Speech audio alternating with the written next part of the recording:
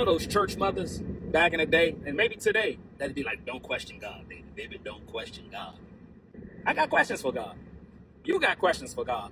So why do they always tell us, don't question God, God got his way?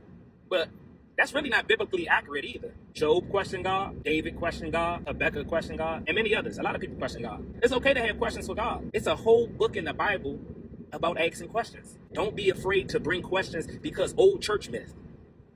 Like he said, the Bible is full of people who question God, and that's all right. See, sometimes we pray for something or we pray for things, and years later, we don't even realize that our prayers have already been answered because it doesn't look like how we envisioned it within our own expectation.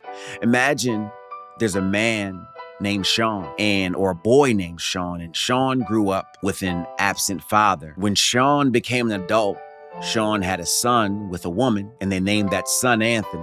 And for whatever reason, Sean decided to leave the woman and abandon his son. Now imagine that Sean prays that his son grows up to become a better man or an even better man than he was. And along with that prayer, that one day he can have that father and son relationship with Anthony that he never had with his own father. So years go by, and his son Anthony is raised by another man who stepped into the role of a father. Anthony grows up in a stable home. He becomes a present husband. He becomes a present father, and he breaks that cycle that existed before him. That's a prayer that was answered, but it just wasn't answered the way the man expected. Because although the son became the man he prayed for, he never developed that father and son relationship that he also hoped for.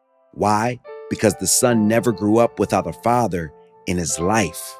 See, God answered the greater prayer by providing one. We pray, and we pray often, and then we often expect God to answer our prayers the way we wrote it in our own heads, but God ain't obligated to follow our script. God is going to answer or do things according to his wisdom and not our own imagination. So sometimes the greatest answer to a prayer isn't just getting what you pictured, but sometimes the greatest answer to a prayer is just realizing that God had an even better picture all along.